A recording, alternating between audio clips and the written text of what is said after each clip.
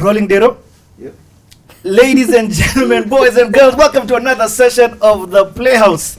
I asked Dero whether I was rolling. Kumbi, I wasn't rolling.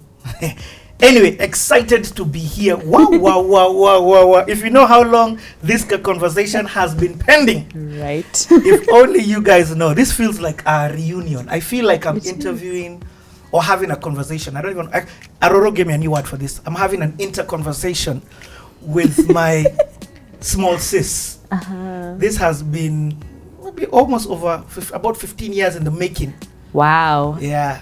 The person who is in front, we go way, way back, has evolved and has changed over the years. And I am super excited about this conversation. A lot of people don't know just how extensive and just the amount of work she has done. And people may be wondering, Ala, Mayonde is on the platform. Oh, I'm super excited to hear this, not knowing just how many years she has been in this game and how many different things that she has done. I asked her, how do I introduce you? She wants to be known as a creative, an artist. But I'm like, hey, that's not done you enough justice. This lady is a singer. She is a songwriter. She's got a book that she's writing. She is an actress. She is an amazing performer, an instrumentalist. I know she tamples with the guitar. She's got 2 albums to her name, or should I say 1 album and 1 EP. She has featured in so many different people's projects. Featured in theater, which some of you may not even know. There's a lot to her name. There's a lot to her name. There's a lot to her name. Man, she's done a lot of stuff. Been in for BGV'd for very many different people. We're talking about name the musicians in this country. She has sang background vocals for them, up and including Coke Studio Africa. There's so much behind this lady, and I am super excited to have her there. A lot of you call her Mayonde. Throughout this interview, you're going to be hearing me calling her D. Just because we go way back like that. But I'm excited for this. So, D, unfortunately, I've mumbled throughout your whole conversation. But let me do this the way I do it. Ladies and gentlemen, boys and girls, put your hands together for none other than Mayonde. D, finally. Hey. We get to see. But I haven't, my mind hasn't switched to calling you Mayonde. Which is fine. Which is fine. So can I just do D? You can do D. I can do D. Yeah. Okay, D coming from Diana Nduba, Marcia. Yes. Right. It was Diana Nduba when you knew me, and then it progressed to Marcia. Yes. So, yeah. Married to the wonderful Mbithi Marcia. Mbithi Marcia. A big shout out to him first. Okay, D, let's jump into this. This is actually going to be a very long conversation. I was not lying just because of the different stuff that you've done. I'm excited because I know you, but I really want to know, do I really know D? And there's a lot that I'm going to learn also from this. Yeah. I'd love to hear about your history, your transition. Just here, we keep it real. I'll ask what I need to ask. If you don't want me to ask, if you don't want to talk about it, all you have to say is, ain't speaking about that. And I'll move on. I respect your values. Okay. So let's kick this thing off. When did you fall in love with music? I think it was watching Michael Jackson as a kid. I remember watching a concert of his on TV, like a single of his that was playing, but he was performing to a crowd. And I could not understand why this crowd was reacting like this. And I was like, wow, this is the power of music. And how the song made me feel. I was just like, what is happening here? What power is this? What's making people faint? Because it was one of those live performances where people were fainting. Yep. And I was just like, music is so powerful. I want that. How old are you at this time? I think I was like 6. Yeah, I was like 6 years old, and just being like, wow, music changes things. It has an energy. It has, of course, I wasn't thinking that at 5, but just being like, wait, what's happening there? Because I want to make people faint. I want to make people faint. I want to have this power. Why are they crying like this? So I remember watching that and just being like, wow, music is so powerful. Let me say also that your introduction, I mean, it's already soon to go deep, but I'm going to still ask it. Your first, when I asked a lot of people this question, they were like, oh, I used to like this beat, or I used to. You looked at it from the tool, and you're like, music is it's powerful. Oh, it's power. I was just like, that is power. Whatever that is, I want it. Okay, let's get to hear a little bit about your upbringing. What born are you? How many are you in the family? Yeah. Let's hit us up. Okay, so When were you born? I was born in 1988, April 29th, and I'm the last born in a family of 3 girls. But that's also a complex question because I have like other siblings. But from my mom and my dad from that marriage, we are 3 of us. I have an elder brother from somewhere else and younger siblings from somewhere else. So it's always tricky to answer that question. It's called blended families. Yes, I'm also from families. one of those. I get what you mean. Oh, yeah. Right. But okay, so there's your older sister. Within this structure that you're talking about, you've got the 2 sisters above you, and then there's you. Yeah. So 3 girls. Yeah. Now, explain.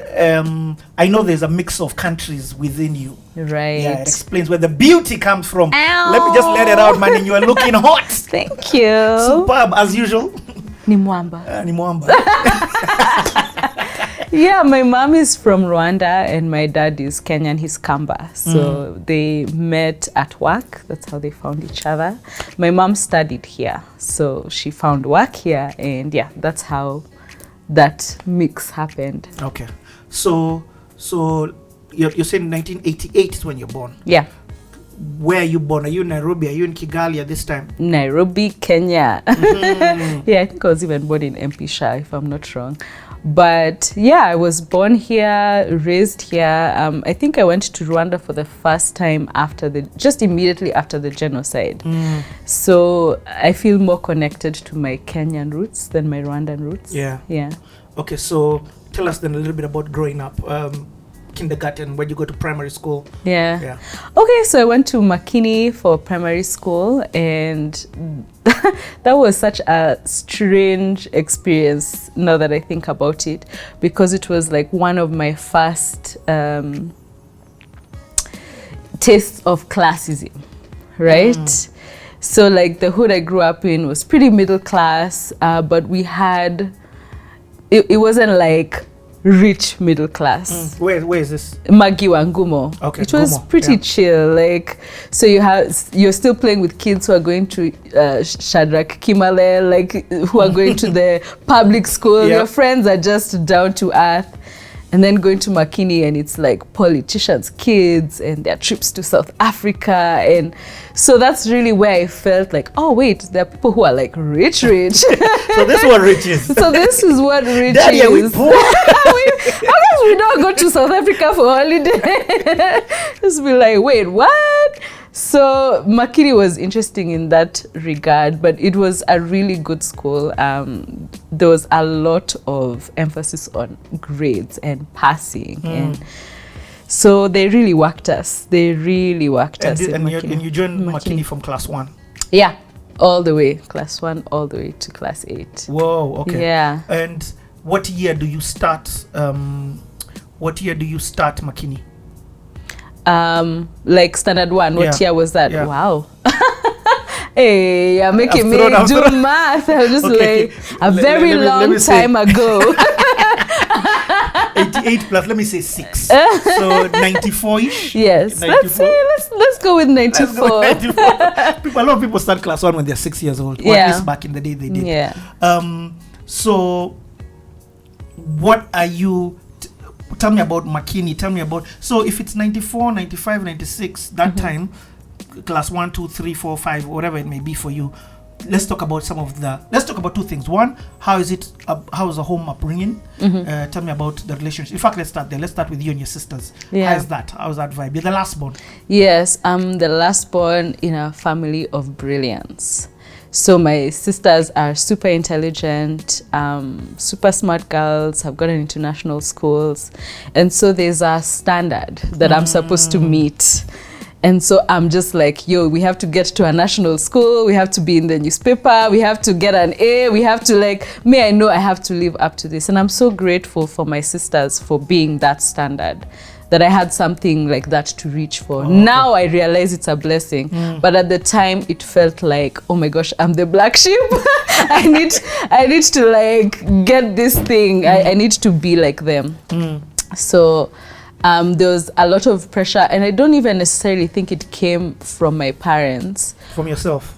It was from myself. I want to be like them. I would hear how my parents would talk about how their daughters are in national schools and they passed so well, and I wanted that for myself. I wanted that acceptance or that validation, or that I wanted my parents to be proud of me. I get. Yes. And at this time, is the creative bug more there than the school bug? Do you get what I mean? So you're not a creative at this time? No. Okay, I love music. I'm listening to Mariah. I'm trying to sing like her. But the thing that's driving me is I want to pass. Whoa. I need to pass so that I can be a doctor, so that I'm in that jam. I'm just like, I need to pass. Because if you pass, you're successful in life. Yeah, so that's my drive. I'm like, wake up in the morning, earlier than everyone, read.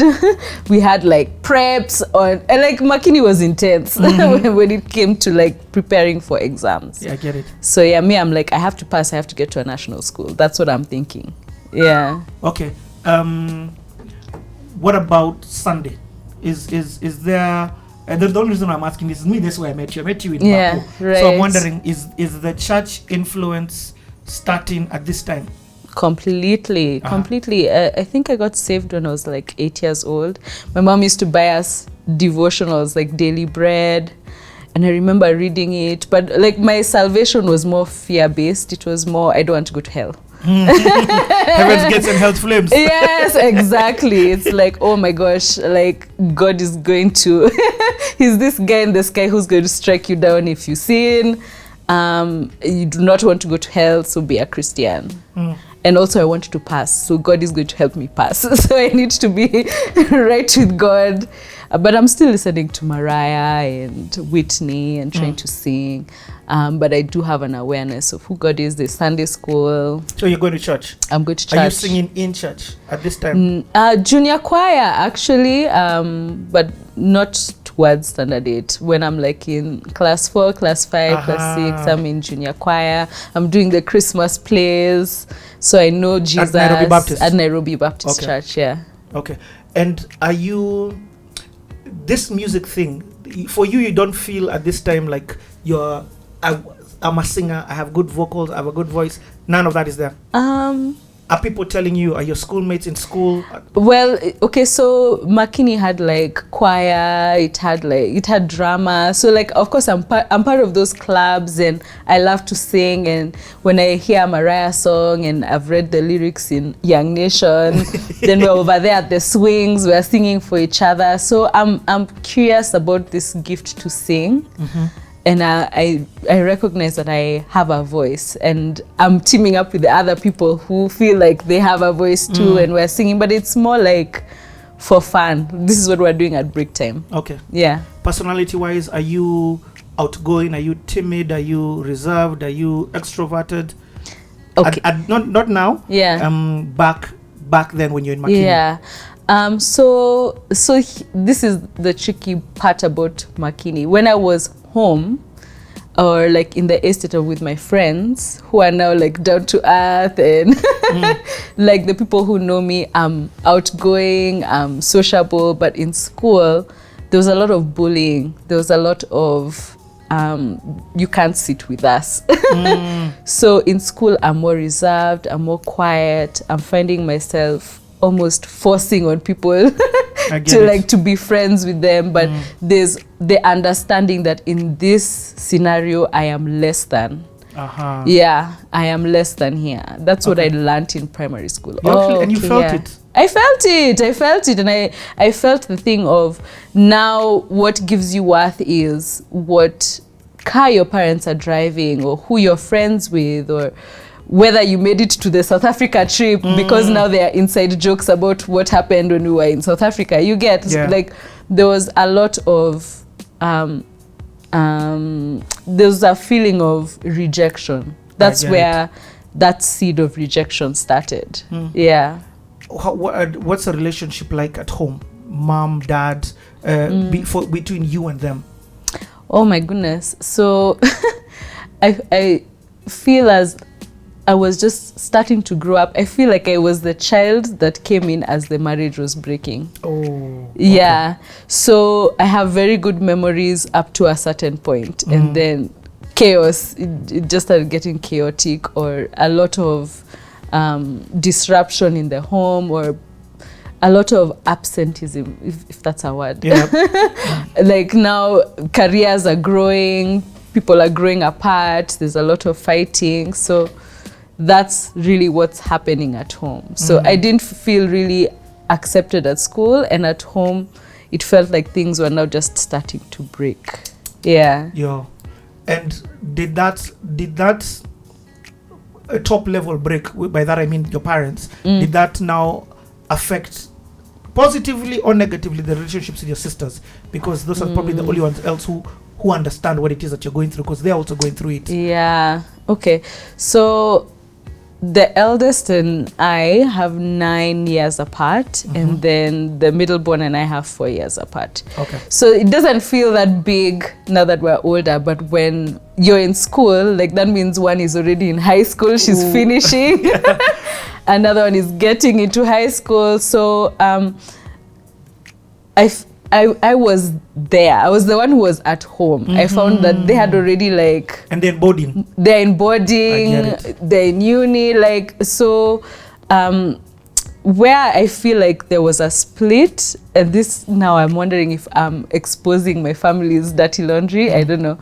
But it felt like there was a split in the home, at least with my other sister and I. It felt like she took the side of my father, I took the side of my mother. But it wasn't even something we discussed consciously. It wasn't something that it was like, now we are enemies because of it. But there was just a clear...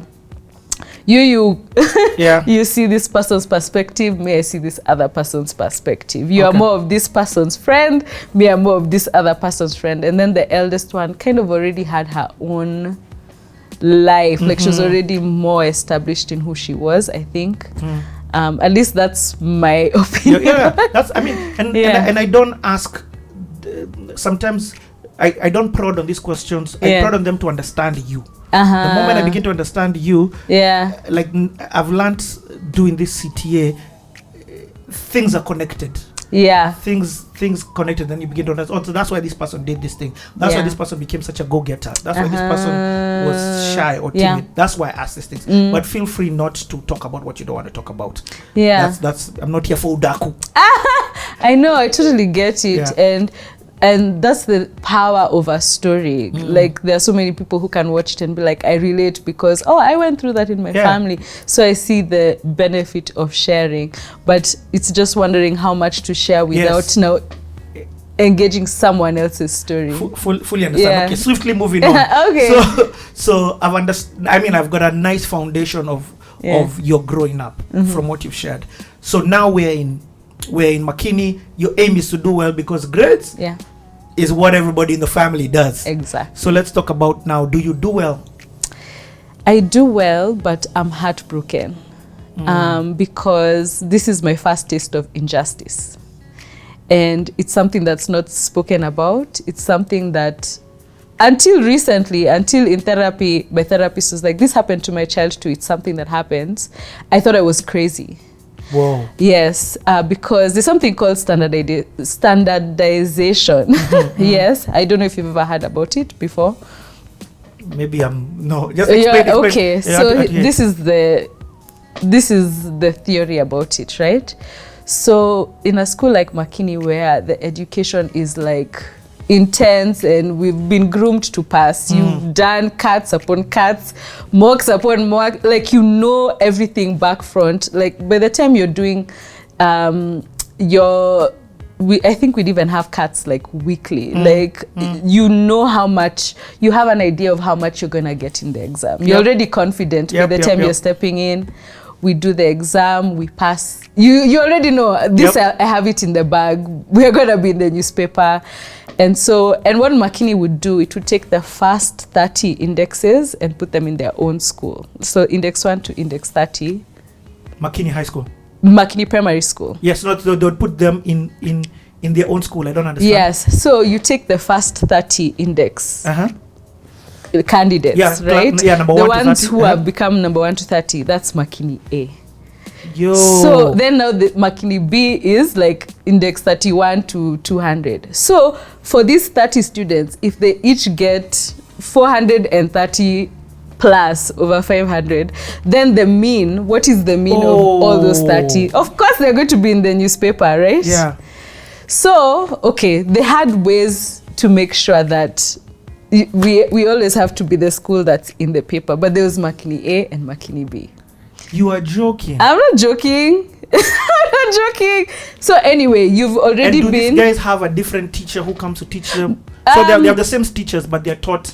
They have their own class, let's call it. They have their own class. So that's the Chopi class. And so you would be arranged according to your indexes. So index 1 to 30 is one class. Index 31 to 50 is another class. Like that, all the way down, right?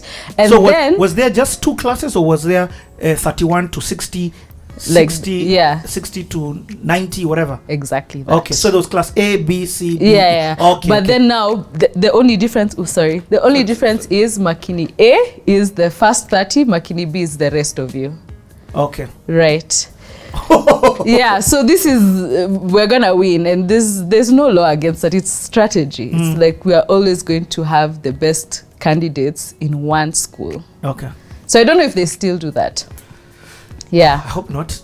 So now here's the other thing. So you were not in class, you're not in Makini A?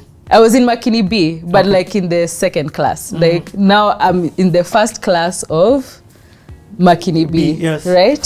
So did you have your own classroom with just the 30 of you? Yeah. Okay. Yeah. So like just going down the indexes, right? So now what would happen is they would set it up so that you can move classes. If you work hard, if you are in the C class and you do well in this mock, you move up to the other class. So you want to be in the first class. I get it, It's like that. Strasmo has the same, upper A, upper quarter 1, quarter 2, quarter 3, quarter 4. Exactly. Yeah, that's cool. So you work hard, you study, you do the thing. Now you know I'm going to pass. It doesn't even matter that I'm not in Makini A. I can still get excellent marks if I'm in Makini B, right? That's fine. So I'm telling you, the way I read, like the way I crammed everything, where I was like, I have to pass, I have to pass, I have to pass, I have to pass. I know I'm going to pass. I sat the exam, given. I'm even going to be in the newspaper, I'm sure. Like by the time the exams were coming, the marks I was getting were enough to be in Makini A. I was very confident. So the day of the exam, of the results happens, and I woke up and I'm just waiting to see my name with like the best marks. And I'll never forget it. Like Mr. Waruchere was there at the board. That was the maths teacher. And he's like, sorry guys, you guys were standardized this year. It happens every now and then. What? So what happens if a private school passes too much? They standardize you, because it'll look, what he was saying is it would look bad for the whole nation if this private school has students making 470 marks and then the next school is over there at 400 or 300, or you know, like it's too much of a gap. I hear it. But it's because you're privileged and you had the access to all this whatever.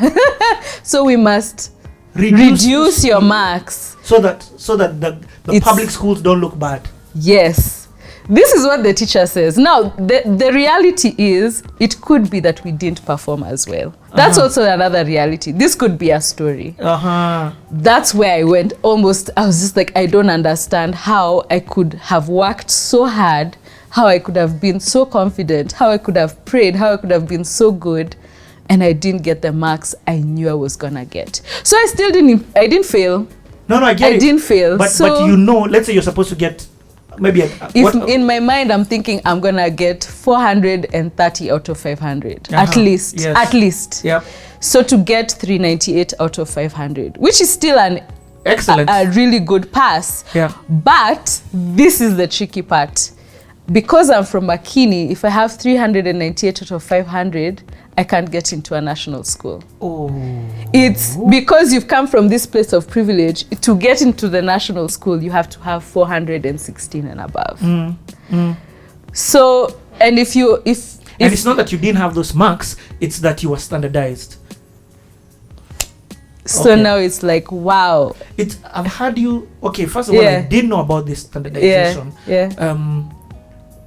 I'm so glad you've brought it up. Like, in fact, it's something I want to research on.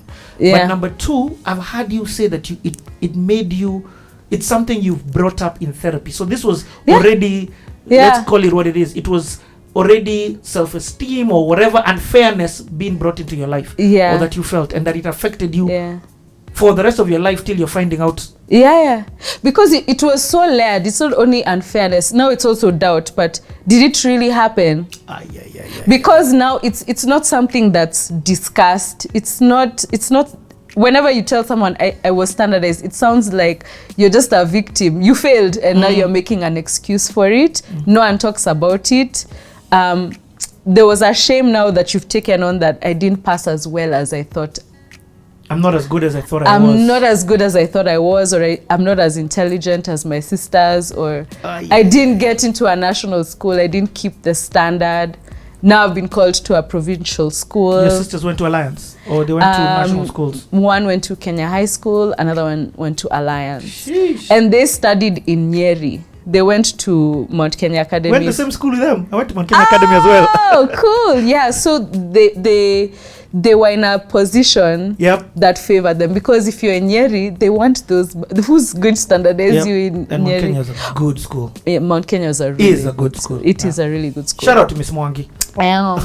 So I was finding out from my therapist that happened to her son as well, and she was saying there are certain counties that happens to as well. Like, it's something that happens, but it's not spoken about. And in my 30s, that's when I found a person who had experienced something like that. Because her son went through that, and so she had to walk him through the process of, you can work hard in this world, but it's still a broken world. There's still injustice, but also they know you're going to be okay. Okay. This is a good convo. You've made me understand a lot about just even different conversations I've had where some people who have interviewed on this seat have left their county to go to another county because, and maybe they're in a private school here, so they've left that private school to go to another private school or public school so that they can get into a national school. Okay, so now where do you go to school? Where does this 398 get me? Yes. My 398 out of 500. State House Girls High School. But that's a good school. Okay. But no, I know it's okay. It is. You know, I'm not even downplaying your feelings. I fully understand. You had high expectations. If I was reaching for Kenya High, I was reaching for Kenya High. I was staying up late to go to Kenya High. Like, that's really what I wanted. I wanted to go where my sister was. But God has his plans for everything. That's not what now in hindsight, I can be like, State House Girls was actually a good school. Okay. Yeah. Let's go into this story. And what year now is this that you go to State House Girls? This is, I think, 2002. Yeah. Okay, now it's boarding. Yes. Okay, your first taste of boarding life. Let's go on with this story. Yeah. Okay. Okay, in fact, let me start with, what are you then now? Okay, your entry into State House Girls. Okay, so I'm accepted into State House Girls, and my parents are like, just go just so that you're not behind. Because me, I'm like, man, I didn't make it. And they're like, okay, maybe State House Girls is not it. Let's see if we're going to send you to Kianda or something. But just go to State House Girls for now, for Form 1, and then we figure out what's going to happen.